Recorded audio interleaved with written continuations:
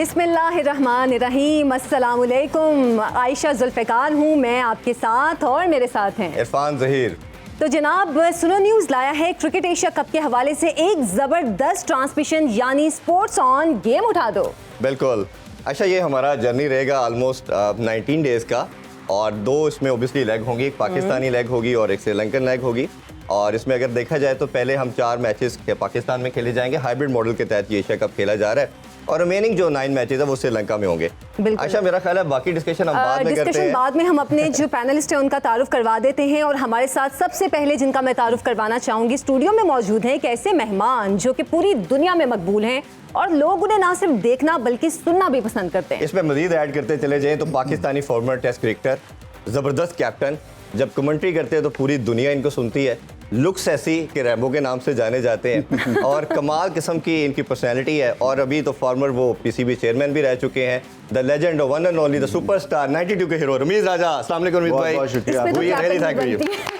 It's an honor, complete honor. हमारी पूरी सुनो फैमिली के लिए बहुत बड़ा ऑनर है कि आप हमारा सुनो फैमिली का पार्ट बने। प्लीज़ देखिए, ये मेरे लिए भी एक बहुत इम्पॉर्टेंट एक प्लेटफॉर्म है। एक तो ये कि हम लाहौर में इकट्ठे हैं, लाहौर में बड़ा कम ऐसे क्रिकेट के शोज़ होते हैं, और दूसरा ये है कि ख़वातीन को शौक़ है क्रिकेट का, ये और ज़्यादा अच्छी बात है। हमारी ख़वातीन की टीम बड़ा अच्छा खेल रही है, और ये जो एशिया कप है ये कई इसको बिल्ड कर रहे हैं as more important than the World Cup. Yes, क्योंकि इसमें जो टैलेंट है और क्वालिटी ऑफ टीम्स हैं, इसमें अनऑर्थोडॉक्सी है, इसमें नेचुरल इंस्टिंक्टिव प्ले है, इसमें रिस्ट वर्क है, इसमें स्पिन बॉलिंग है, फास्ट बॉलिंग पाकिस्तान की दुनिया में बेहतरीन है। So lot to look forward. एक चीज़ में भी भाई इसमें और भी है, वो पाकिस्तान इंडिया का टाकरा है जो कि मोस्ट लाइकली 2 दफ़ा है, तो शायद 3 दफ़ा भी हो जाए। बिल्कुल, ये इससे बड़ा कोई कॉन्टेस्ट नहीं है। एशेज़ की बात करते हैं, मेरे ख्याल से एशेज़ जो है वो मान पड़ जाता है इसके आगे, क्योंकि देखिए इसमें जो पॉलिटिकल नीडल है ना, इसकी वजह से ये कॉन्टेस्ट यहाँ पे क्रिकेट की पॉलिटिकल नीडल के अलावा जो हमारी पब्लिक है उसका इंटरेस्ट भी इंडिया पाकिस्तान मैचेस में सबसे ज्यादा होता है। मतलब कोई भी और कंपेयर मैच हम करें किसी और भी मुल्क के साथ, तो पाकिस्तान और इंडिया का जब मैच होता है तो वो एक्साइटमेंट लेवल ही और होता है। देखिए जी, वो मरने मारने पे आ जाते हैं लोग अनफॉर्चुनेटली, मगर ये कि पहली दफ़ा इतने सालों में पाकिस्तान टीम इंडिया को अच्छी टक्कर देगी। बात असल में ये है क्योंकि पहले हम 8-10 साल इनको जीतते रहे, फिर 8-10 साल मार खाई है, अब पहली दफा इवन कील के ऊपर है। तो मैं इसलिए भी बड़ा एक्साइटेड। चले बाकी पैनलिस्ट का भी तारुफ करवा देते हैं। महक खोखर हैं हमारे साथ, और साथ ही शुमाइला चौधरी। आप दोनों को भी प्रोग्राम में खुशामदीद कहते हैं। तो यकीनन बहुत इंटरेस्टिंग शो होने जा रहे हैं, क्योंकि 2 मर्द हज़रात हैं और 3 ख़वातीन हैं। हमारा कोई चांस नहीं है। चलिए, हम अपनी कोशिश जारी रखेंगे। रमीज भाई, हम ऑब्वियसली आप हमारे लेजेंड है और हमारे लिए बड़ा ऑनर है, जिस तरह हमने बात की कि आप हमारा सुनो फैमिली का पार्ट बन रहे हैं। रमीज भाई, मेरा मानना ये है कि जो भी सबज झंडे को, ब्लेजर को सजाता है, these people are chosen by God. आपकी यूनिकनेस ये है कि आपने माशाल्लाह जो भी काम किया उसमें अपनी पहचान बनाई।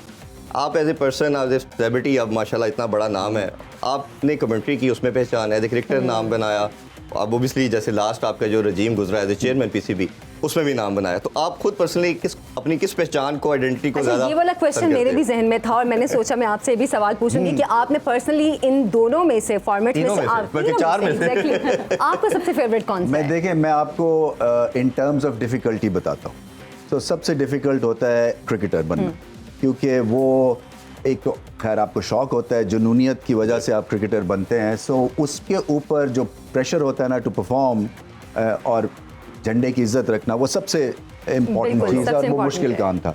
उसके बाद आती है आपकी कमेंट्री, इसलिए कि आपको एक तो हाउस में सबसे अच्छी जगह मिलती है मैच देखने की, एक हम बहुत ज़्यादा, हाँ बिल्कुल, तो बेस्ट स्पॉट मिलता है, और ये वो चीज़ है जो कि हम करते रहे।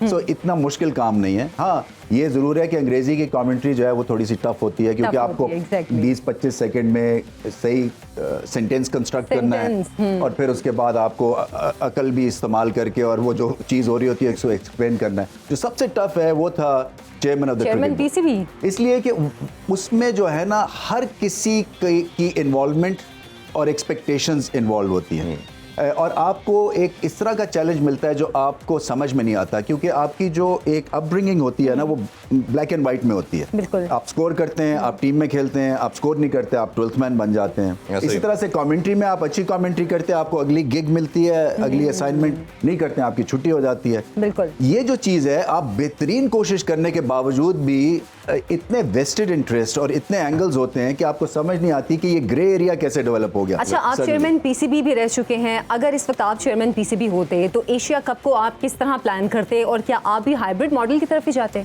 देखिए, ये हाइब्रिड मॉडल थोड़ी सी हमारे साथ जाती है, क्योंकि इसके ऊपर जो है जब आपको मिल गया एशिया कप तो फिर पूरा मिलना चाहिए। बिल्कुल, ये और नहीं हो मेरा ख्याल है आप सकता। इसके अगेंस्ट भी थे। हाँ, इसलिए कि मैं समझता हूँ, देखिए जब तक आप अपनी इज्जत नहीं करवाएंगे, जब तक आप अपनी क्रिकेट की इज्जत नहीं करवाएंगे, लोग आपकी रिस्पेक्ट नहीं करेंगे। और ये जो टीम है ये इस काबिल है कि ये आपकी इज्जत क्योंकि करवाते हैं प्लेइंग फील्ड में, तो हम इनको बैक करें। तो मैं तो समझता हूँ कि ये पूरा एशिया कप पाकिस्तान में होना चाहिए था। पूरा एशिया कप पाकिस्तान में होना भी चाहिए था और पाकिस्तान को जीतना भी चाहिए। एक और चीज़ है, आपकी जो एफर्ट हमने नजर आई as a chairman PCB, obviously आपने काफ़ी उसमें एफर्ट भी की और एक कंटिन्यूटी जो पाकिस्तान क्रिकेट आने में थे उस पर बड़ा रोल प्ले किया। उसी वजह से हमें पाकिस्तान की होस्टिंग भी मिली और लेटर ऑन अभी जो बड़ा इवेंट हमें मिलना है वो चैंपियन ट्रॉफी है 2025 की। इन दोनों चीज़ों को कैसे देखते हैं और ये बाकी टीम्स का आ जाना, और जब आप मीटिंग्स करते थे तो आप क्या बात करते थे उनसे कि बाकी टीम्स आ रही हैं और इंडिया नहीं आना चाह रहा, और इंडिया की वजह से पहली दफ़ा ये हाइब्रिड मॉडल हो रहा है? देखिए, इंडिया पाकिस्तान को ये समझना है कि इन क्रिकेट खेलना जो है ये ना सिर्फ दोनों मुल्कों के लिए अच्छी चीज़ है, कमर्शली बहुत इंपॉर्टेंट है दोनों का खेलना, और क्रिकेट की दुनिया के लिए इतना बड़ा जो एक स्पेक्टिकल है वो फैंस को उससे दूर रखना बड़ी ज़्यादती है। क्योंकि आप देखें ना, ये जो अब एशिया कप में जो सारी एक उठान मिलेगी वो इंडिया पाकिस्तान के कॉन्टेस्ट है। शायद देर से होता है इसलिए और ज़्यादा इसमें इंटरेस्ट हो जाता है, बट ये इनको खेलना चाहिए। दूसरा, जब पाकिस्तान में जब मैं आया ही था तो 4 दिन के बाद न्यूजीलैंड वापस चली गई रूट के जी वहाँ पे कुछ इवेंट हो गया, फिर उसके बाद इंग्लैंड ने बंद कर दिया। तो क्योंकि मैं इनके बीच में खासा टाइम गुजारा हुआ है, मैं एमसीसी क्रिकेट कमेटी का मेंबर भी हूँ, मुझे ये पता है कि जो यूरोपियन एक मॉडल है ना, या यूरोपियन माइंडसेट, वो ये है कि अगर आप राइट में हैं तो फिर वो गिव इन करते हैं। अच्छा, वो ये नहीं होता है कि आप एक तरह से वो मास्टर और सर्वेंट की मेंटालिटी में आप उनसे कुछ चीज़ मांगे। क्योंकि हमारी गलती नहीं थी इसलिए, और क्योंकि मैं कईयों को जानता भी था और मुझे बैकिंग भी मिली। माइकल एथरटन ने द टाइम्स इंग्लैंड में बहुत ज़बरदस्त आर्टिकल्स लिखे, प्रेशर डाला इंग्लैंड पे। इंग्लैंड माफ़ी मांगने के लिए यहाँ आए, एक्स्ट्रा मैचेस हम खेले उनसे, न्यूजीलैंड वापस आई। तो ये उस लिहाज से मुझे लगता है कि एक जो डिप्लोमेसी जो थी, जो कि उस वक्त कि प्राइम मिनिस्टर ने भी शायद मुझसे ये कहा था कि तुम बड़ी सख्त ज़बान इस्तेमाल कर रहे हो, तो मैंने उसे कहा जी कि क्योंकि हम गलत नहीं हैं। Exactly. तो जब आप गलत नहीं हैं तो फिर ये आपका राइट है कि बताएं दुनिया को कि हमारे साथ जाती हुई, क्योंकि हम कोविड टाइम्स में इंग्लैंड गए थे जब कोई दुनिया की टीम नहीं जाना चाहती थी, और जब सारी चीज़ें ठीक हुई तो उन्होंने रिफ्यूज़ कर दिया। अच्छा, पाकिस्तान के, सॉरी इरफान आपकी बात में काट रही हूँ, पाकिस्तान अभी ये जो एशिया कप होने जा रहा है इसमें पाकिस्तान के साथ जो बाकी टीम्स का कॉम्बिनेशन है और ओवरऑल जो कॉम्बिनेशन बना है टीम्स का, उसको आप कैसे देख रहे हैं? देखिए, ये बड़ा मुश्किल टूर्नामेंट है, इसलिए कि इसमें आपको एक और किस्म का लेवल नज़र आता है कंपेयर, जैसे आप फॉर एग्जांपल इंग्लैंड आता है और इन कंडीशंस पे खेलता है, आपको एक हेड स्टार्ट मिल जाता है क्योंकि कंडीशंस में उनको एक्लेमेटाइज होने में टाइम लगता है। ये जितना एशियन ब्लॉक है ये सब इन्हीं कंडीशंस पे खेलता है, और फिर ये कि to become the champion of Asia ये बहुत बड़ा एजाज़ है, सारी दुनिया की नज़रें लगी हुई हैं। बिल्कुल ऐसा ही। तो पाकिस्तान पिछली दफ़ा बहुत क्लोज आया था, श्रीलंका से हम फाइनल हार गए थे, तो इस दफ़ा मैं उम्मीद यही करता हूँ कि पहले तो नेपाल से जीतें, क्योंकि ये आसान मुकाबला नहीं। देखिए, ये वो है बनाना स्किन, क्योंकि ये आप फेंक देना, स्लिप हो जाएं तो सारी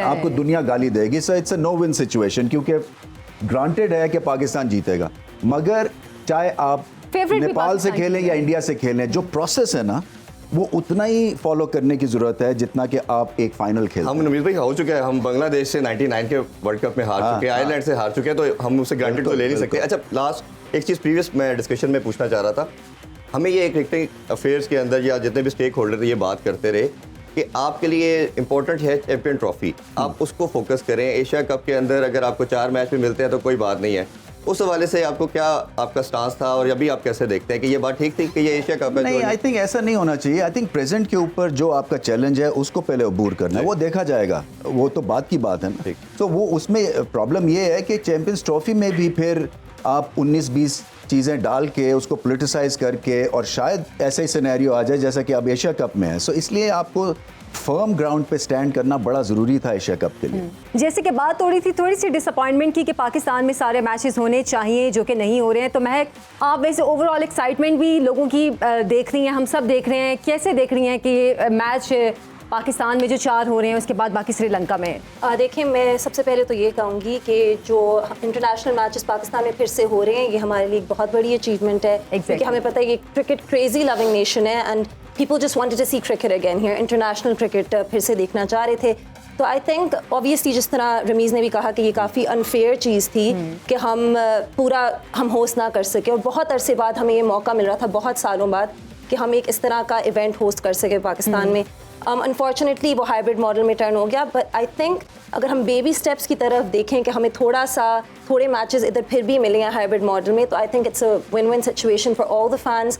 आज जो नेपाल और पाकिस्तान का भी मैच होगा, I think it'll be a full stadium, उसमें आई थिंक क्राउड पूरा भरा होगा, टिकट्स आर सोल्ड आउट। तो आई थिंक लोग अपने घरों से भी देखेंगे, रेस्टोरेंट्स में भी जाके एंजॉय करेंगे। So I am really excited to watch. मतलब एक इवेंट है इस वक्त पाकिस्तान के लिए बहुत बड़ा। सुमाइला को भी शामिल करते हैं। पाकिस्तान जो है क्रिकेट नेशन, हम जानते हैं बहुत उसमें इंटरेस्ट है, और सेकंड रीजन के तौर पे भी हम इसको लेते हैं, और पूरी नेशन को यूनाइट करती है क्रिकेट जो है। आप कितना as a cricket lover, cricket fan कैसे देख रही हैं, और कितनी कीन, और खासतौर पे मुल्तान में जो मैच होने जा रहा है उस हवाले से? मेरा तो ताल्लुक भी बिल्कुल मुल्तान से है, और मैं तो बहुत ज़्यादा खुश। अगर मैं लाहौर नहीं होती तो बिल्कुल मैं स्टेडियम में होती। ये तो फिर ज़्यादा अच्छी बात ना होती शुमाइला, आपसे हम लाइव मैं रिपोर्ट कर रही हूँ। आम का मौसम है तो वो जरूर इनसे डिमांड सोन हलवा, आम, ये सारी चीजें आपके जिम्मे लग नेपाल की टीम को भी खिला चुके हैं। बिल्कुल। अब वो उनके साथ सोन हलवा क्या करते हैं ये तो बाद में पता चलेगा। वो होना चाहिए शुगर फ्री डाइट सोन हलवा। हमारे शुगर फ्री में भी शुगर होती है। बिल्कुल ऐसे ही। सही। अच्छा रमीज भाई, हम अगर एशिया कप की तरफ आते हैं, ऑब्वियसली ये एक ऐसा बड़ा इवेंट है कि पूरा इसका मकसद यही था कि एशियन क्रिकेट को स्ट्रेंथन किया जाए। तो इस हवाले से आप क्या रोल देखते हैं कि ये जो तमाम जो अच्छा इरफान, मेरा ख्याल है पहले हम ब्रेक पे चले लेते हैं, क्योंकि हमने काफ़ी सारी बातें करनी है। रमीज राजा हमारे साथ मौजूद हैं, भाई बहुत बड़ी हमारे लिए तो एक ऑनर की बात है। तो अभी एक ब्रेक से वापस आएंगे, फिर अपनी गुफ्तगू का सिलसिला आगे बढ़ाएंगे।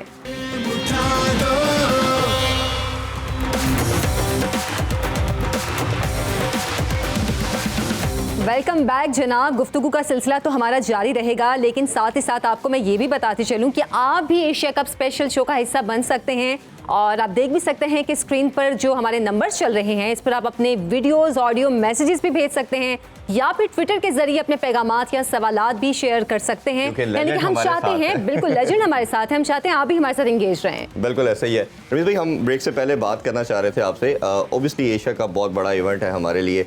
पिचेस के हवाले से मैं बात करना चाहूँगा आपकी। मैं पहली प्रेस कॉन्फ्रेंस रिकॉल करता हूँ एज ए चेयरमैन पीसीबी, आपने पिचेस पे बड़ा एम्फेसाइज किया कि हमारी डोमेस्टिक में पिचेस ठीक नहीं है। फिर आप एक आइडिया भी, कॉन्सेप्ट भी लेके आए। आपको इसलिए मैं हमेशा एडमायर करता हूँ कि आउट ऑफ द बॉक्स सोचते हैं आप, वो चीज़ें करते हैं।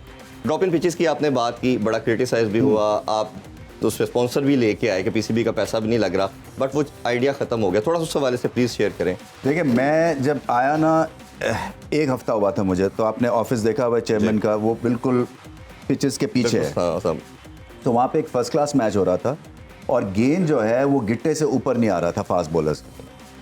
तो मैंने कहा ये पिचेस का क्या हुआ यहाँ पे? तो कोई क्यूरेटर भी नहीं था रेगुलर, ना उसकी कोई लेयर की कोई उसकी प्रिपरेशन हुई थी, ना पिचेस बनी थी। तो ये आई थिंक एक क्रिकेटर ही समझ सकता है शायद कि जब तक कि आपके 22 यार्ड्स अच्छे नहीं होंगे, आपकी परफॉर्मेंस वैसी नहीं हो सकती। तो ये ऑस्ट्रेलिया और इंग्लैंड और बाकी जगह जो ऊपर जा रही हैं, वो इसलिए है कि पहले जो प्लेइंग सरफेस है वो अच्छी होती है, चैलेंजिंग होती है, जहाँ पे बैट्समैन को भी मुश्किलें हों, बॉलर को भी थोड़ी सी मुश्किल हो। तो मैंने कहा इन पिचेस के ऊपर तुम्हारा कोई चांस नहीं है। और इतना हैवी वेट सीजन था कि मिडिल ऑफ द सीजन कुछ कर भी नहीं सकते थे, तो हम फंस गए बुरी तरह से। उसके बाद क्यूरेटर को रखा मैंने, उसके बाद बात की कि किस तरह से हम इसको ठीक कर सकते हैं, मगर नहीं हो सका। और एक जो मुझे मसला यही रहा कि हम किस तरह से कोई, जैसे ये हाइब्रिड मॉडल है, कि किस तरह से कुछ जल्दी से कोई फिक्स करें इस चीज़ को। तो जो मेरी समझ में यही आया कि अगर हमें इन पिचेस को फिक्स करना है तो वो ड्रॉप इन पिच हो सकती है, जो कि वहाँ से ऑस्ट्रेलिया से मंगा के और इसके ऊपर ऐसे करके क्लैम्प कर दी जाए। ठीक है, उसके ऊपर सब कुछ हुआ, मगर वो टाइम लेता है और वो एक्सपेंसिव है, क्योंकि मुझे नहीं आइडिया था कि वो एक बहरी जहाज़ में आएगी और उसकी वाटरिंग होती रहेगी, और अभी तक ऐसा एक्सपेरिमेंट नहीं हुआ। फिर हमने क्यूरेटर को बुलाया ऑस्ट्रेलिया से कि यहाँ पे तुम बना सकते हो वैसी पे, वो कहते हैं बना सकते हैं। फिर ऑस्ट्रेलिया से सॉइल आया, जो सॉइल आया, क्योंकि मैं चाह रहा था कि सॉइल ही बदल दे, वो अब बनी है पिच, क्योंकि वो 6 महीने लगते हैं। तो अभी इस वक्त कदाफी स्टेडियम में, आपको नेशनल स्टेडियम में, लाहौर के हाई परफॉर्मेंस सेंटर में ऑस्ट्रेलियन पिचेस आपको और तो ये पिचेस की लंबी कहानी है, ये हमारे जो है ना अनफॉर्चुनेटली जो क्यूरेटरशिप है ना, ये ग्लोरीफाइड माली हैं। अच्छा, इसमें वेदर कंडीशंस का भी बहुत रोल होता है, और हम जाहिर सी बात है, अभी कर भी रहे थे कि एक तो ह्यूमिडिटी वाला मौसम भी है और साथ में गर्मी भी पाकिस्तान में काफ़ी ज़्यादा है। ये वेदर कंडीशंस कितना इफेक्ट करती हैं प्लेयर्स को? देखिए, ये जो आपका जो बेस्ट क्रिकेट सीजन है ना पाकिस्तान का, वो है नवंबर से लेके अप्रैल तक। अब क्योंकि इतनी क्रिकेट हो गई है कि मई, जून, जुलाई, ये हमारे जो है ना ये पिच प्रिपरेशन, आउटफील्ड प्रिपरेशन के मौसम होते थे। मगर क्योंकि इतना ज़्यादा हैवी आपके हो गया हुआ है क्रिकेट का शेड्यूल और कैलेंडर, ये रेस्ट नहीं मिलता। तो इसीलिए आपका जो स्टैंडर्ड है ना वो उस तरह से नहीं है। ये T20 के लिए तो काम चल जाता है, मगर जहाँ टेस्ट क्रिकेट आपने करानी है 5 दिन की पिच, जहाँ ODI क्रिकेट करानी है जहाँ पे 100 ओवर होने हैं, आप एक्सपोज हो जाते हैं। अच्छा रवि भाई, उसमें आपके जो एक्स कलीग थे 92 के हीरोज की मैं बात करना चाहूँ, उन्होंने काफ़ी क्रिटिसाइज किया इस आइडिया को। उन्होंने कहा कि हम मल्टीपल ग्राउंड बना सकते हैं, इंफ्रास्ट्रक्चर को बेहतर कर सकते हैं, 38 करोड़ को लगाना ड्रॉप इन पिचेस का आइडिया ही फ्लॉप है। उस लिहाज से क्या आपकी फिर डिस्कशन होती थी अपनी टीम के साथ? देखिए, मुझे जब आप ऐसी जॉब लेते हैं ना, तो आपका एक ब्लिंकर्स ऑन करके जो आपका मकसद है ना वो अचीव करना है। अगर मैं इन्हीं चक्रों में रहूंगा, हालांकि मुझे बुरा इसलिए लगता है क्योंकि आपके साथ जब खेला होता है ना, तो आपको थोड़ा सा बेनिफिट ऑफ द डाउट देना चाहिए जी, कि चलो कोशिश कर रहा है, नहीं होता तो नहीं होता, हो जाएगा तो बहुत अच्छा है, क्योंकि मैंने घर में तो नहीं ड्रॉप इन पिच लगवानी थी ना, तो एक आइडिया है। तो मगर इस तरह से आप अपनी मंजिल से नहीं हट सकते क्रिटिसिज्म की वजह से, क्योंकि ये तो जॉब ही ऐसी है जिसपे कि आपको हर एक का एक व्यू पॉइंट है। अच्छा, एक और आपसे बड़ा इंपॉर्टेंट क्वेश्चन, मेरा ख्याल है आपने जैसे आए चेयरमैन पीसीबी, तो आपने बड़ा एक क्लियर मैसेज दिया कि चेयरमैन पीसीबी हमारे क्रिकेटर की जागीर है, हमें होना चाहिए, और बड़ा इस पे भी बड़ा बैकलैश आया, बड़ी बात हुई। तो आप इस अप्रोच को अभी भी समझते हैं, जैसे आपके बाद जो कंटिन्यूटी हो रही है, पॉलिटिकल सारा सिनेरियो बन रहा है? मैं समझता हूँ ये क्रिकेटर्स की डोमेन है, इसलिए कि आपको फिर आप किसी के शिकंजे में नहीं फंसते। होता क्या है, अगर आप नॉन क्रिकेटर हैं तो आपको एक ग्रुप ऑफ क्रिकेटर्स ही बनाना पड़ता है, आप फिर उनके हत्थे चढ़ जाते हैं। हत्थे से मुराद ये कि आपका अपना जो माइंड सेट है ना वो इफेक्ट होता है उनकी राय मशवरे से, क्योंकि आपकी ग्रास्प नहीं है, आप खेले नहीं होते हैं। और मैं समझता हूँ कि आप क्रिकेटर को एक हेड स्टार्ट मिलता है और उसके जो प्रायोरिटीज़ हैं वो बिल्कुल वेल डिफाइंड होती हैं। क्योंकि मैं तो आपको अपनी बात बता सकता हूँ कि मेरे पास ये कोई ऑप्शन नहीं है to be the permanent chairman of the cricket board, क्योंकि और ऑप्शन भी है, मगर ये इसलिए ठीक है क्योंकि आपको क्रिकेट की समझ होती है और आप फिर क्रिकेट के ऊपर स्ट्रॉन्ग डिसीजंस ले सकते हैं। लेकिन रवीश भाई, उसका काउंटर वो ये करते हैं कि ये एडमिनिस्ट्रेशन की जॉब है और किसी भी ऑर्गेनाइजेशन के लिए लाजमी नहीं है, जैसे ये मीडिया की फील्ड है तो मीडिया का बंदा ही इसको रन करे। मैं आपको बताता हूँ, देखिए मेरे 3 प्रिंसिपल्स थे जिसके ऊपर चेयरमैनशिप मैंने की हुई थी। एक था आपकी कमर्शियल एक्सीलेंस, एक क्रिकेट की एक्सीलेंस और एक एडमिनिस्ट्रेशन की एक्सीलेंस। ये 3 पिलर्स होंगे तो आपकी क्रिकेट ऊपर चली जाएगी। सो क्रिकेट की एक्सीलेंस हमने कुछ हद तक अचीव की, क्योंकि हम वर्ल्ड कप का फाइनल खेले, हम एशिया कप का फाइनल खेले। हाँ, हमें टेस्ट क्रिकेट में मार पड़ी, मगर आप देखें इंग्लैंड ने दुनिया को हरा दिया है अपनी बेसबॉल से। तो हम उसमें एकदम से ठिठर से गए, डर से गए कि ये हुआ क्या हमारे साथ, और फिर पिचेस भी ठीक नहीं थी। दूसरा जो एडमिनिस्ट्रेशन की जो एक्सीलेंस है ना, वो उस पर टाइम लगता है। आप कहते हैं ना इंफ्रास्ट्रक्चर डेवलपमेंट टाइम लगता है। कुर्सियाँ लगानी थी, ऑर्डर प्लेस कर दिया, मगर उसके बाद जो इकोनॉमिक टर्बुलेंस आई, आपके फॉरेन रिजर्व्स बंद हो गए, आप बाहर जा नहीं सकते थे। आपको 3 साल देने हैं ना, अब मुझे मिला 1 साल और 2 महीने, तो उसके ऊपर जितना जोर लग सकता था उतना लगता। मैं समझता हूँ कि ये जो एडमिनिस्ट्रेशन की आप बता रहे हैं ना बात, ये सानवी है, ये आपकी प्रायोरिटी लिस्ट में पीछे है। क्योंकि अगर क्रिकेट ठीक रहेगी ना तो ये हम शो कर सकते हैं। अगर टीम जीतेगी तो ये शो होगा, टीम हारेगी ये शो नहीं होगा। आप देखें हमारी बाकी स्पोर्ट्स का क्या हाल हुआ है। हाँ, तो आप जितने मर्जी एडमिनिस्ट्रेटिव एक्सीलेंस अचीव कर लें, जब आपका रिजल्ट फील्ड में नहीं है तो आपकी फैन फॉलोइंग एक क्लास में चीज पूछना चाहूंगा कि अभी पॉलिटिकल, जैसे सेठी साहब का टेन्योर आया, वो भी 5-6 मंथ हार्डली रहा। अब्दुल काशिफ साहब है, अभी तो लेटेस्ट ये भी अपडेट आ रही है कि शायद उनका भी टेन्योर ना रहे। तो ये जो पॉलिटिकल इन्वॉल्वमेंट है, अनफॉर्चुनेट सिनेरियो है, इसको भी कैसे देखते हैं? देखिए, इसको अलग करना है बिल्कुल, इसलिए कि ये आपके टर्म पूरी डिफाइन होने चाहिए और इसको बाहर निकालना है पॉलिटिकल इंटरफेरेंस से। क्योंकि फिर आप देखें ना, मज़ा चला जाता है इस नौकरी का, फिर आप डिसीजंस नहीं ले सकते, स्पॉन्सरशिप आपकी ख़त्म हो जाती है। जब उनको पता है कि टर्बुलेंस है पीसीबी में, कोई बड़ा स्पॉन्सर नहीं आएगा अलाइन करेगा अपने साथ। तो ये चीज़ें हैं जो कि इसका एक रिपल इफेक्ट होता है। लेकिन इसके लिए क्या, क्योंकि हमने हर गवर्नमेंट में देखा है कि जैसे अभी इरफान भी बात करें कि गवर्नमेंट इन्फ्लुएंस बहुत ज़्यादा रहा है क्रिकेट में और चेयरमैन पीसीबी पे भी खास तौर पर।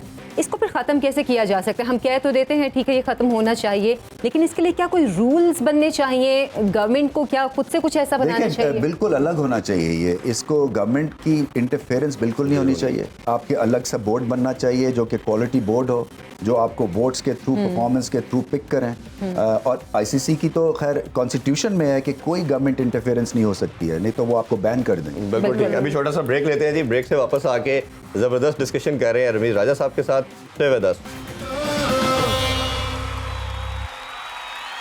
Welcome back. आपको फिर से खुश आमदीद कहते हैं। एशिया कप की स्पेशल ट्रांसमिशन आप सुनो न्यूज़ पर देख रहे हैं और हमारे साथ द लेजेंड रमीज राजा मौजूद हैं और मुझे बार बार ही कहना पड़ता है कि मैं बहुत एक्साइटेड हूँ वी आर ऑल एक्साइटेड जी। लेकिन नहीं, हमारे लिए यकीनन ये बहुत ऑनर की बात है कि हम आपके साथ बैठ के ये शो कर रहे हैं और इतना कोशिश कर रहे हैं कि इसको ज़बरदस्त बनाने की कोशिश करें। अच्छा महक, मैंने आपकी तरफ से सवाल लेकर आना चाह रही थी कि हम एशिया कप की बात कर रहे हैं, बीच में हमने और भी बाकी मामलात की बात की, लेकिन एशिया कप आज के दिन सबसे स्पेशल है। तो एशिया कप में जो अब तक टॉप 5 बॉलर्स और बैटर्स रहे हैं उनके हवाले से कुछ स्टेट्स हैं वो शेयर करेंगी? बिल्कुल। सबसे पहले तो हम बात करते हैं जो टॉप 5 बैटर्स रह चुके हैं एशिया कप में शुरू से लेके अब तक, जब से एशिया कप शुरू हुआ है। नंबर 1 पे हमारे पास हैं the Sri Lankan maestro, batting maestro Sanath Jayasuriya, जिन्होंने 1220 रन स्कोर किए थे अपने एशिया कप प्लेइंग स्पैन में और उसमें से उन्होंने 6 सेंचुरी स्कोर की थी, which is absolutely brilliant। फिर हम आते हैं to my personal favorite Sri Lankan batter जो थे कुमार संगकारा, जिन्होंने 1075 रन स्कोर किए थे और उन्होंने 4 सेंचुरीज बनाई थी। And then we come to the legend, जिनको one of the best batters माना जाता है, इंडियन सचिन तेंदुलकर, जिन्होंने 971 रन स्कोर किए थे और उन्होंने एशिया कप में 2 सेंचुरीज बनाई थी। और फिर इस टॉप 5 लिस्ट में हमारे जो पाकिस्तानी लोन इसमें है इस लिस्ट में, वो है शुएब मलिक। उन्होंने 786 रन स्कोर किए थे और 3 सेंचुरीज अपने नाम बनाई थी। एंड लास्ट में वी हैव अनदर इंडियन जो है रोहित शर्मा, उन्होंने 745 रन स्कोर किए थे और 1 सेंचुरी बनाई। तो वैसे पाकिस्तानी भी है, ये हमारे लिए सबसे थोड़ा स्ट्रेंज लगता है कि अभी स्टैट्स देखते हैं अगर हम और उसमें हमें अगर बाबर आजम नजर नहीं आता या विराट नजर नहीं आता, कुछ खराबी है। ये स्टैट्स ठीक है या गलत है? अभी उनका टाइम है, बाबर आजम स्टोक एक लाइव कॉलर भी हमें ज्वाइन कर लिया है जी, कवर टेक 6 से। अस्सलाम वालेकुम जी, जवाद साहब इनका नाम है। अस्सलाम वालेकुम। अस्सलाम वालेकुम जी, वालेकुम सलाम जी, बहुत शुक्रिया आपके टाइम का सर। आप हमारे शो पे मौजूद हैं, लेजेंड रमीज राजा पास हैं, पूछिए क्या जानना चाहेंगे?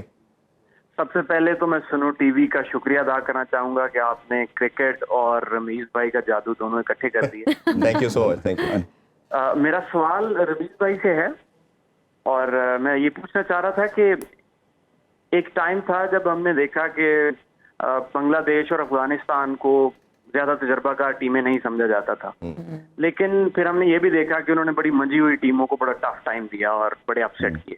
तो क्या कोई ऐसा ही अपसेट हम नेपाल की जो टीम है उससे भी एक्सपेक्ट कर सकते हैं? जी जी, देखिए बहुत शुक्रिया।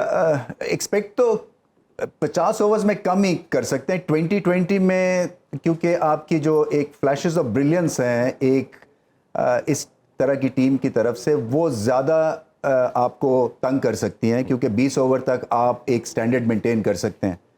50 ओवर्स में थोड़ा सा आपको एक्सपीरियंस भी चाहिए। ये जैसे मैं पहले कहा था, ये जो ओडीआई जो क्रिकेट है ये आप समझे वाइट बॉल टेस्ट क्रिकेट है, तो आपको कई दफ़ा एब्जॉर्ब करने पड़ते हैं। 2-3 ओवर्स मेडन भी खेल जाए कोई बात नहीं है। तो क्या इनका टेम्परामेंट है कि ये ब्रिलियंस को अपनी रेंज को 50 ओवर या 100 ओवर तक बढ़ा दें? ये मुश्किल है कहना, बट सही पॉइंट है आपका कि इस वक्त आपने देख लिया था ऑस्ट्रेलिया में नेदरलैंड्स ने साउथ अफ्रीका को हरा के पाकिस्तान की एंट्री जो है वो बेहतर कर दी थी, तो कुछ भी हो सकता है। तो इसीलिए जो है ये खतरनाक टीम है। इस पे मैं एक क्रिकेट एक्सपर्ट का एनालिसिस भी सुन रही थी, उन्होंने अफगानिस्तान का इन्होंने नाम लिया, तो उन्होंने कहा कि अफगानिस्तान की टीम को अभी मुंह को खून नहीं लगा। जिस दिन उनको कामयाबी का मजा आ गया उसके बाद उनको बीट करना बड़ा मुश्किल हो जाएगा। इसलिए सही पॉइंट है आपका, क्योंकि एक जीतने की आदत जब पड़ जाती है ना, तो फिर आप मुश्किल मराइल से गुजर जाते हैं। जब आपको आदत ना हो तो फिर आप पैनिक कर जाते हैं। तो अभी अफगानिस्तान जो है ना, वो ये लास्ट बॉल हार जाते हैं, लास्ट ओवर में हार जाते हैं, क्योंकि अभी जीतना उतना आया नहीं उन्हें। और भाई हम भी तो अनप्रेडिक्टेबल है ना, वेस्ट इंडीज़ की तरह, और पास में हम 2 दफ़ा पहले भी हम देख चुके हैं कि हम वर्ल्ड कप में हार चुके हैं। तो महिला की तरफ ही बढ़ते हैं। आपके पास क्या स्ट्रैट्स है जी? पाकिस्तान नेपाल के साथ अभी तो पहली दफ़ा हम खेल रहे हैं, वो तो हम सब जानते हैं। एशिया कप के ओवरऑल टाइटल बताइए, कौन सी टीम कितनी दफा जीती? और मुल्तान में सोन हलवा कौन सी बेस्ट क्वालिटी का? ऑफिस का सोन हलवा। इनको मेरा ख्याल है कल लेके आना पड़ेगा। खा लिया, नहीं, कल आप लेके बात आएंगे। है कि वो नहीं तो मुल्तान हम की खिला देंगे सेट पे ही। जी बिल्कुल, ओवरऑल जो अब तक है वो 15 ओडीआई खेले जा चुके हैं एशिया कप टाइटल के। जो हाँ जी। टाइटल जो है वो इंडिया ने अपने नाम 7 किए हैं, उसके बाद सेकंड नंबर पे जो है वो श्रीलंका ने 6 टाइटल्स अपने नाम किए हैं और 2 जो हैं वो पाकिस्तान ने।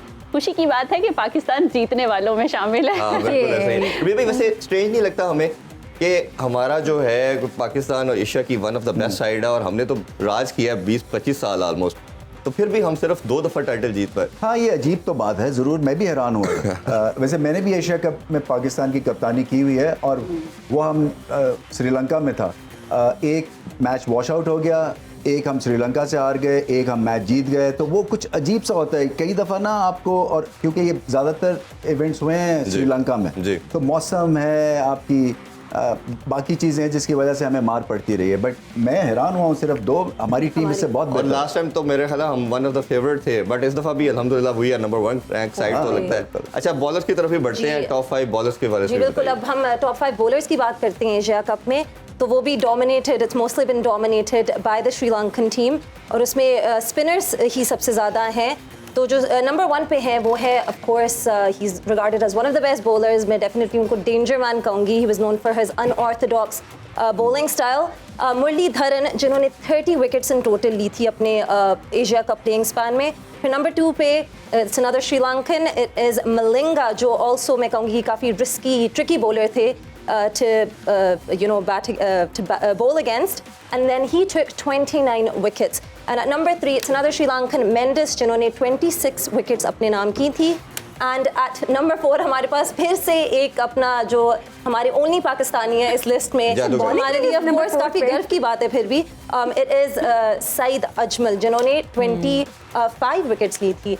And then lastly we've got Chaminda Vas, another Sri Lankan, जिन्होंने 23 wickets दी थी. But it's still really good कि एक पाकिस्तानी इस लिस्ट में है और इंडियंस बिल्कुल भी नहीं है. But we are known for our bowling side and our bowling attack, so this is pretty good ji, for us. भाई सारा श्रीलंकन का राज। अगर पाकिस्तानी नहीं है तो इंडियन भी नहीं है, तो मामला ठीक हो गया। एक पाकिस्तानी है, but our bowling attack is known for being अच्छा, एक छोटी सी ब्रेक करना हुआ है। ब्रेक लेते हैं जी, कहीं नहीं जाइएगा। रमीज राजा हमारे साथ और वापस आके गेम उठाते हैं।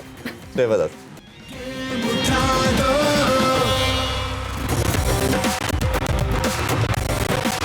कम बैक, गुड न्यूज़ है यकीनन हमारे लिए कि पाकिस्तान ने टॉस जीतकर बैटिंग का फैसला किया है। तो रमीज, आप कैसे देख रहे हैं पाकिस्तान के इस फैसले यही को? इफेक्टेड था। पिच तो अच्छी लग रही है। सो 2 चीज़ें हैं, एक तो इवनिंग सेशन में गेंद थोड़ा सा शायद सीम करे और हमारी स्ट्रेंथ फास्ट बॉलिंग है। दूसरा ये है कि आप बैट आउट भी कर सकते हैं नेपाल को, अगर आप 300 प्लस कर देते हैं तो फिर बहुत प्रेशर क्रिएट हो जाएगा। तो बिल्कुल ठीक डिसीजन। और साइड नबील भाई वही जो एक्सपेक्टेड थी, हम बात कर रहे थे मैच से पहले भी कि वो प्रोबब्ली वही खेलेगी, वही लड़के हैं। सिर्फ फ़खर और इफ्तिखार एक ऐसे हैं जिनकी फॉर्म थोड़ी नहीं लगी हुई, ओबियसली इसको देखा जाए। देखिए, फ़खर के मैं अभी देख रहा था अगेंस्ट अफगानिस्तान, मैंने उनको देखा है, फिर वो लंका प्रीमियर लीग भी मैंने कवर की थी। उनकी जो एक टेक्निकल प्रॉब्लम है, वो बॉटम हैंड में सीधा नहीं खेल सकते ऑफ के थ्रू, और वो लग रहा है कि डाउन है। बिल्कुल। तो मुझे नहीं पता कि कितने और चांसेस उनको मिलेंगे। ऑब्वियसली ये पाकिस्तान का बेस्ट कॉम्बिनेशन है, इसलिए इस वक्त बाबर आजम इसमें छेड़खानी नहीं करनी चाहते हैं। इफ्तिखार का प्रॉब्लम है, गेंद को रीड नहीं करते ऑफ द हैंड, और जिस मौके पोजीशन पे वो खेलते हैं उस पे आपको स्पिन के अगेंस्ट एक जॉइंट होने की जरूरत है, जो कि अनफॉर्चुनेटली वो नहीं है। उसमें साउथ शकील की ऑप्शन अवेलेबल है, बहुत अच्छी ऑप्शन है, खिलाना चाहिए साउथ शकील को। बिल्कुल जी, इनकी तरफ शुमाइला की तरफ बढ़ते हैं। एक तो स्टैट्स बताइए सबसे पहले। पाकिस्तान और नेपाल ओबियसली पहले नहीं खेले, पहली दफ़ा खेल रहे हैं। ओवरऑल क्या ओडीआई में स्टैट्स है? ओवरऑल जो है बिल्कुल पहली बार, अब तो एशिया कप में तो पहली बार आमने सामने आ रहे हैं। अभी तक जो ओडीआई है वो नेपाल ने 57 खेले हैं, जिसमें से जो है वो 30 इन्होंने मैचेस जीते हैं और जो 25 हैं वो उन्होंने हारे थे। और पाकिस्तान का भी शेयर कीजिए। हाँ जी बिल्कुल, पाकिस्तान का तो साथ ही है। पाकिस्तान ने टोटल 956 जो है वो ओडीआई खेले, जिसमें से उन्होंने 506 जीते और 421 जो है वो उन्होंने हारे। बिल्कुल। ये बताए हारे क्यों हैं इतने मैच? ये आप नहीं थे ना उस वक्त। आप होते तो कभी नहीं हारते। अभी भी इनका देखिए 2014 में T20 का इनको स्टेटस मिला, फिर 2018 में इनको ओडीआई का स्टेटस मिला, और अभी एसीसी कप प्रीमियम कप जीत के आए हैं ये साल, और एशिया कप में पहली दफ़ा ये पार्टिसिपेट करे। कैसे देखते हैं इस साइड? देखिए, एक तो इस सर्किट में इन्होंने पाकिस्तान से ज्यादा ओडीआई खेले हैं, 31। पाकिस्तान ने कम खेले हुए हैं। फिर ये है कि ये छोटी टीम अब कोई रही नहीं है, क्योंकि ऑन द डे वाली परफॉर्मेंस है, और इनके पास लमीचन है जो कि लेग स्पिनर हैं, जो कि लीग्स खेलते हैं। फिर एक इनके दीपेंद्र हैं जो कि लीग्स वो भी खेलते हैं, ऑलराउंडर हैं। तो एक तरह से देखिए, उनके पास नथिंग टू लूज वाली एक माइंडसेट से जब आप उतरते हैं ना, तो फिर आप कुछ भी कर सकते हैं। पाकिस्तान को अगर 1 घंटा खराब बैटिंग कर दी उन्होंने, या लमीचन ने 4 आउट कर दिए, स्पिनर हैं, कुछ भी हो सकता है, और वो भी मिस्ट्री स्पिनर है, तो प्रेशर में आ सकती है पाकिस्तान की टीम। मैंने जैसे कहा ना कि उतना ही जोर लगता है, चाहे जिम्बाब्वे हो, नेपाल हो या इंडिया हो, आपका प्रोसेस उतना ही स्ट्रांग होना चाहिए, और होता है, इसलिए प्रेशर है। और बाबर आजम इसलिए पहले से थोड़ी सी कहानी जरूर बनाते हैं कि देखें ये आसान नहीं ले रहे हम अपने हरीफ को। लेकिन पाकिस्तानी जो पेसर अटैक है और नेपाल का जो, क्योंकि नेपाल को तो हम पहली बार पाकिस्तान क्वेश्चन करना चाह रही हैं, करिए, फिर आप, फिर उसके बाद हम ब्रेक की तरफ। जी बिल्कुल, मैं क्वेश्चन करना चाह रही हूँ उम्मीद से कि पाकिस्तानी टीम जो है वो नेपाल के साथ पहली बार जो है वो एशिया कप में आमने सामने है, तो पाकिस्तानी टीम की अप्रोच क्या होनी चाहिए? देखिए, ये बनाना स्किन, जैसे मैंने कहा ना, स्लिप हो गए तो आप धड़ाम से गिर सकते हैं। सो अप्रोच ऐसे ही है जैसे ये फाइनल खेल रहे हैं। हर मैच में आपका जो एक फोकस है ना, वो ड्रॉप नहीं होना चाहिए। और पाकिस्तान की जो टीम की ये ग्रेटनेस है ना, क्योंकि ओडीआई का नंबर 1 स्टेटस मिला इस वजह से है कि इन्होंने हर सीरीज जो है वो ऐसे खेली है जैसे कि लास्ट सीरीज। जी, मैं मेरा सवाल आपके लिए ये है कि हमने पेस अटैक की तो बात की कि पाकिस्तान के फास्ट बॉलर्स बहुत अच्छे हैं, लेकिन जब हम स्पिनर्स की बात करते हैं तो हमें पता है कि मुल्तान की जो पिच है जनरली बैटिंग पिच है, हाई स्कोरिंग ग्राउंड है, लेकिन स्पिनर्स भी उस पर काफ़ी इफेक्टिव रह चुके हैं इन द पास्ट।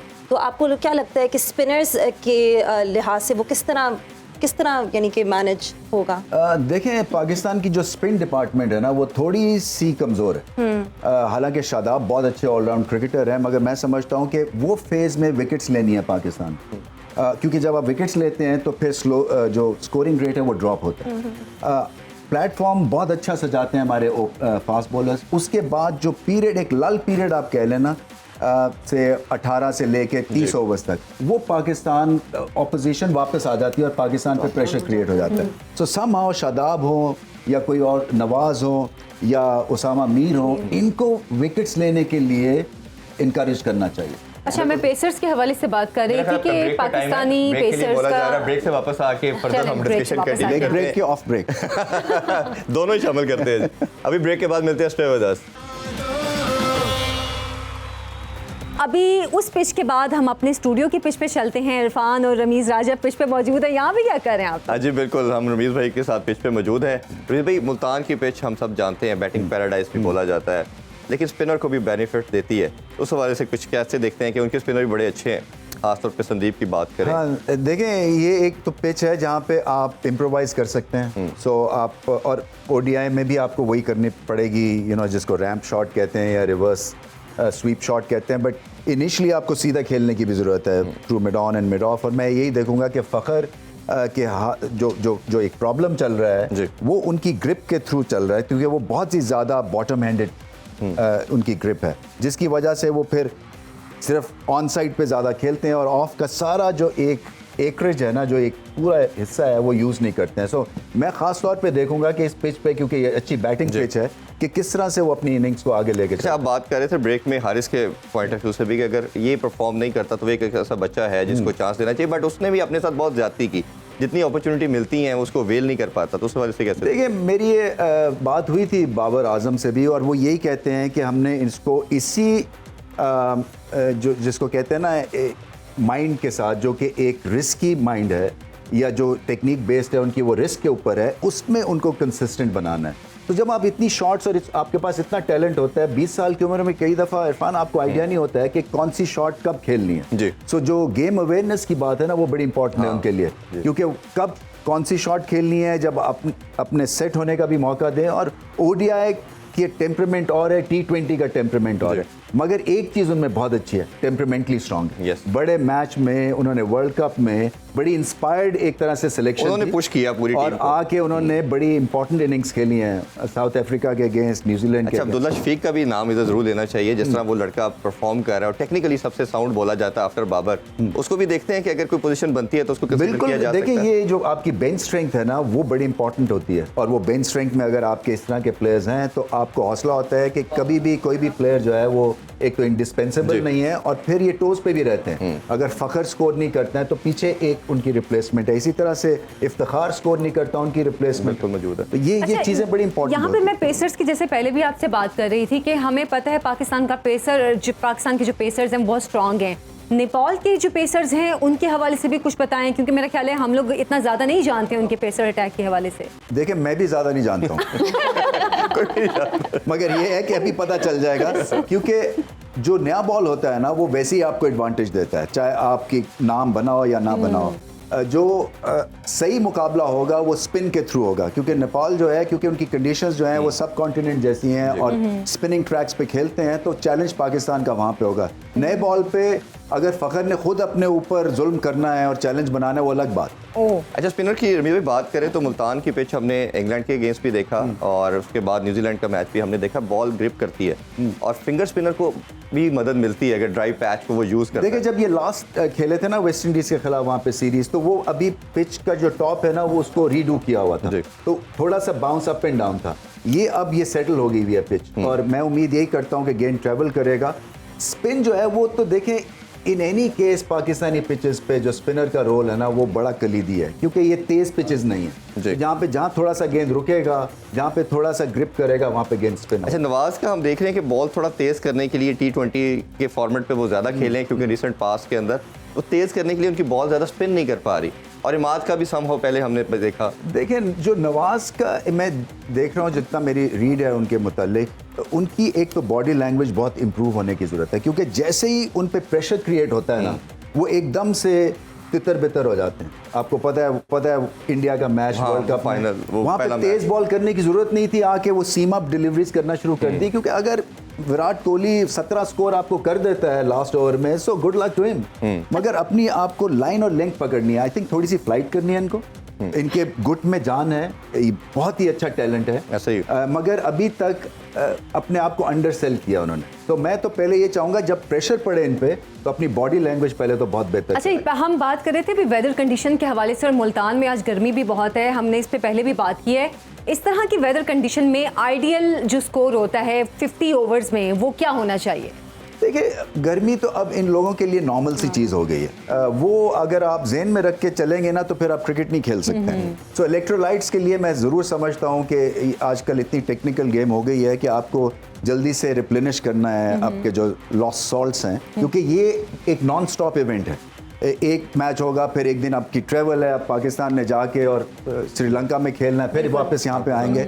सो आपका जो है ना एक तो अपना खुद ख्याल करना है, और दूसरा ये कि नींद पूरी, आपके इलेक्ट्रोलाइट्स ठीक हों, आपके जिस्म में हो, आपको क्रैम्प्स ना पड़े, क्योंकि इंजर्ड हुए तो आप गए एशिया कप से। अच्छा, इसमें बड़ी और चीज़ शुरू में हम बात कर रहे थे कि पाकिस्तान को और इंडिया को B1 और B2 का दे दिया, उधर बांग्लादेश और श्रीलंका को A1 A2 का दे दिया गया, ताकि किसी तरह इंडिया का मैच पाकिस्तान ना आए। ये प्रेसिडेंट हमें पास में ऐसे कभी देखा नहीं, तो ये आप समझते हैं कि ठीक मॉडल है या ये भी उसी की कड़ी है? इसमें जो अच्छी बात सिर्फ ये है कि इंडिया पाकिस्तान काफ़ी दफ़ा खेल रहे हैं। हाँ, 2 दफ़ा। तो ये वर्ल्ड कप से पहले एक तो प्रिपरेशन अच्छी है, दूसरा पता भी चल जाएगा, क्योंकि देखें मेरा मानना ये है कि जब तक कि आप इंडिया को नहीं हराएंगे, दुनिया और इंडियंस जो हैं वो कायल नहीं होंगे कि आपकी अच्छी टीम। बिल्कुल। और फिर ये कि अगर हमें अपना लोहा मनवाना है और अपना केस लड़ना है तो वो रिजल्ट्स के थ्रू हम कर सकते हैं। बिल्कुल। एवरी टाइम पाकिस्तान के पास अपॉर्चुनिटी है, पाकिस्तान का नाम, हेडलाइंस अच्छी लगे और दुनिया में धाक बैठे पाकिस्तान क्रिकेट की, तो इस मकसद और इस उम्मीद के साथ और इस जज्बे के साथ फील्ड में उतरना। लेकिन ओडीआई की नंबर 1 टीम बनने के बावजूद हमारा मोराल भी इस वक्त बहुत हाई है, टीम का मोराल बहुत हाई है, तो क्या टीम इस पोजीशन में है कि इंडिया को हरा सके? क्यों नहीं है, बिल्कुल है। देखें, एक तो इस वजह से भी है कि आपको कॉन्फिडेंस देती है रैंकिंग्स, दूसरा है कि ऑफ लेट हम उनको बड़ा कड़ा मुकाबला दे रहे हैं। बिल्कुल। सो जब मुकाबला है और प्रेशर उन पे ज्यादा है क्योंकि उनकी ज्यादा हवा बनी हुई है। बिल्कुल। सो हम एक तरह से अंडरडॉग्स हैं अभी भी, तो इसलिए हमारे पास अपॉर्चुनिटी अच्छी है। अगर हम खेल गए और तेज बॉल के ऊपर 2-3 उनकी विकेट्स गिर गई तो मुकाबला हमारा रमीज भाई, आप नहीं समझते कि ओडीआई में हमारी क्रिकेट ज्यादा बेहतर टीम अच्छा खेल रही है? नंबर 1 तो है ही है, पर वो रिसेंट पास में काफी ओडीआई हारे हैं। उनका टीम का कम्बिनेशन भी अगर देखा जाए तो वो प्रॉपर्ली बन नहीं पा रहा। कभी किसी को चांस दे रहे हैं, कोई लड़का इन आउट भी काफी हो रहा है, फिर उसके ऊपर विराट के ऊपर भी ऑब्वियसली थोड़ा प्रेशर है, शर्मा के ऊपर खुद है, रोहित शर्मा के ऊपर बहुत प्रेशर है, कैप्टनसी का भी। देखिए, जब आपके डगआउट में ये बात चलनी शुरू हो जाए, और आई एम श्योर होती होगी कि शाहिन शाह अफरीदी ने आके और रोहित शर्मा को इन स्विंग का यॉर्कर करना है तो मैं क्या करूंगा, तो एक टॉकिंग पॉइंट बन जाता है जो कि आपकी टीम को नीचे भी लेके जा सकता है, एक प्रेशर क्रिएट हो जाता है। तो बहुत जगह पे भारतीय टीम पे पाकिस्तान के बॉलिंग की वजह से प्रेशर क्रिएट, पाकिस्तान का जो मिडिल ऑर्डर है ना, वो भारतीय मिडिल ऑर्डर के हिसाब से थोड़ा सा कमजोर है। सो ये अब देखना है कि इन कंडीशंस के ऊपर क्या ये स्पिन को अच्छा खेलेंगे, क्योंकि उनके पास कुलदीप यादव और जहाँ पे रिस्क स्पिन आती है, जहाँ पे थोड़ा सा मैजिक आता है, पाकिस्तानी बैट्समैन जो हैं या बैटर्स जो हैं वो स्ट्रगल करते हैं। सो अभी एलपीएल में देखा था, वो नूर थे अफगानिस्तान के, उसके अगेंस्ट राशिद खान के अगेंस्ट मुजीब ने प्रॉब्लम दी है। तो ये जब तक के यहाँ से, और नई जनरेशन को भी ये समझना है कि ये जब गेंद पिच हो जाता है और फिर आप स्पिन को रीड करें तो लेट हो जाता है, इसको यहाँ से पकड़ना है जब गेंद। अच्छा रमीज भाई, एक बहुत इंपॉर्टेंट चीज़ है कि हम विक्ट्रीज के बाद कंप्लेसेंट हो जाते हैं, इवन दो कि हम नंबर 1 रैंक पे भी आ गए, बट पास हमने सारा 30-40 ईयर की हिस्ट्री जो देखे, हमें रिकॉल करे तो ऐसे ही प्रॉब्लम। क्या मेंटल ब्लॉक का इशू है? मेंटली हम स्ट्रांग नहीं है, लड़के इजी हो जाते हैं कि चले जी अब विक्ट्रीज मिल गई। बाबर की भी हर प्रेस कॉन्फ्रेंस, मुझे याद है आपने भी हमेशा यही लड़कों से बात की कि आपने रिलैक्स नहीं करना, कंप्लेसेंट नहीं होना। देखिए, वो मैंने कहा था इनको कि losing is not an option, क्योंकि ये हमारी जो कौम है ये इकट्ठी होती है इस प्लेटफॉर्म के ऊपर। सो जब ये इतना बड़ा बॉन्ड है गेम ऑफ क्रिकेट, तो उसके ऊपर फिर हमें बहुत मेहनत करने की ज़रूरत है। सो ये जब तक मेहनत करते रहेंगे और एका होगा, और बाबर आजम ने एक चीज़ क्रिएट की है कि इस टीम में एका है, उनकी रिस्पेक्ट है। जब कप्तान की रिस्पेक्ट होती है तो फिर टीम जो है वो लड़ती है। मुझे ऐसा लगता है कि आपकी जो ड्रॉप्स है ना, आपके जो लोज हैं वो कम होते जा रहे हैं पाकिस्तान क्रिकेट में। आप हाईज ज़्यादा प्रोड्यूस कर रहे हैं, जैसे कि ये आसान सीरीज़ नहीं थी अफगानिस्तान की, या जो वर्ल्ड कप में खेला पाकिस्तान, देखें इंडिया फाइनल नहीं खेला है, पाकिस्तान फाइनल खेला। तो ये आपके इंडिकेटर्स बहुत आपके क्रेडिट पे सबसे इंपॉर्टेंट चीज़ जो मैं समझता हूँ आपके टेन्योर में, वो आपने कैप्टन को स्ट्रॉन्ग किया, और आपने हमेशा ये एक बात की कि ये बाकी क्रिकेट जो है बाकी गेम से डिफरेंट है और इसमें कैप्टन का रोल बहुत ज़्यादा है। हमने देखा कि पहले जब रजीम थी और जो कोचेस थे वो उनका एम्फेसाइज बहुत ज़्यादा था, बट आपने उस पर बहुत रोल प्ले किया। आप कैसे देखते हैं कि बाबर को ग्रेजुअली हम समझते हैं कि लर्निंग कैप्टन है, मैं पर्सनली यही समझता हूँ कि वो बॉर्न कैप्टन नहीं है, तो उसको कैसे देखते हैं आप? देखिए, ये जो गेम है ना, ये अभी कुछ गेम्स में वाहिद गेम है जहाँ कैप्टनसी मैटर्स, क्योंकि अगर लीडर आपका स्ट्रांग है, आपकी सिलेक्शन वो करता है, तो आपको कॉन्फिडेंस होता है कि मेरा एक कॉन्ट्रैक्ट है उसके साथ और मुझे थर्ड पार्टी हिला नहीं सकती है। बिल्कुल ठीक। सो वो जब तक कप्तान स्ट्रांग नहीं होगा वो डिसीजंस नहीं ले सकेगा स्ट्रांग, और डिसीजन अगर स्ट्रांग नहीं लेगा, उसकी अकाउंटेबिलिटी नहीं होगी, तो फिर वो इंटरेस्ट भी चला जाता है। सो पाकिस्तान को थोड़ी सी कंसिस्टेंसी, परमानेंसी चाहिए थी, इसीलिए मैं बहुत कीन था कि रिजवान और बाबर की जो ओपनिंग जोड़ी है T20 में वो छेड़े नाम, क्योंकि या तो बहुत ज़्यादा कोई बड़े प्लेयर्स बैठे हो ना बेंच पे, तो फिर आप एक्सपेरिमेंट कर सकते हैं। पाकिस्तान के पास अभी भी बैटिंग का उस तरह का तूफानी टैलेंट नहीं है जिस तरह के बॉलिंग में है, फास्ट बॉलिंग। अच्छा, वैसे मेरा ख्याल है, सॉरी मैं आपकी बात काट रही हूँ, हम लोग प्रेडिक्शन की तरफ चले जाएं, टिप ऑफ द डे की तरफ, क्योंकि क्लोजिंग का भी टाइम हो रहा है। जी रमीज भाई, कोई टिप दें आज टीम के लिए, या वैसे जनरली क्या टिप देंगे? टिप तो यही है कि इसको आप जो है, क्योंकि खेलते आ रहे हैं, एक तो एडवांटेज ये है अपवर्ड स्विंग में जो है बड़ी बड़ी टीमों को पाकिस्तान हरा सकती है। सो मोमेंटम बना हुआ है। नेपाल जो है उसको, जैसे एक बड़ा घिसा पिटा सा वर्ड है, इजी नहीं लेना इसलिए कि वो कुछ भी हो सकता है ऑन द डे। सो आपको ऐसे उनको ट्रीट करना है। जो आउट ऑफ फॉर्म प्लेयर्स हैं उनको फॉर्म में आना है। फ़खर के लिए बहुत अच्छी एक ओपनिंग फिर से मिली है, और उनको बाबर को क्रेडिट देना पड़ेगा क्योंकि बार बार उन पे उन्होंने तकिया किया हुआ है। हालांकि मैंने उनकी पिछले 1 महीने में फॉर्म देखी, उतनी अच्छी नहीं है, बट आज उनके पास अपॉर्चुनिटी है। सो खुल के खेलें, एंजॉय करें, जब तक कि स्माइल है ना इस टीम में, और ये एंजॉय करें अपनी क्रिकेट, तो ये मुश्किल सिचुएशन से आराम से निकल जाएंगे। और हम सब अपनी टीम को सपोर्ट करते हैं। प्रेडिक्शन रमीज भाई? क्या एक्सपेक्ट कर रहे हैं आप? हम तो पाकिस्तान कह रहे हैं, आप भी डेफिनेटली मेरा ख्याल है पाकिस्तान सेकंड है, है। obviously। बाकी सबसे अभी पूछ लेते हैं जी, प्रेडिक्शन मैं कर देती हूँ। मुल्तान ना कीजिएगा। नहीं, पाकिस्तान जीतेगा। एस्ट्रोलॉजर जी बिल्कुल, मेरे शहर में मैच है तो प्रेडिक्शन भी मुझे करनी चाहिए। मैक्स से भी ले लें और फिर आप भी दें। मैं कहूँगी कि आई थिंक पाकिस्तान जीतेगा। पाकिस्तान भाई I think ना कि हम हो ऐसे थोड़ा certain कर रहे हैं। दुआओं के साथ पाकिस्तान जीतेगा इंशाल्लाह इंशाल्लाह पाकिस्तान जीतेगा। तो सुनो न्यूज़ की एक खुसूसी ट्रांसमिशन जारी रहेगी आज से लेकर तो 17 सितंबर तक हम आपके साथ रहेंगे। आज के प्रोग्राम से इजाज़त दें हम सबको, अल्लाह हाफिज़।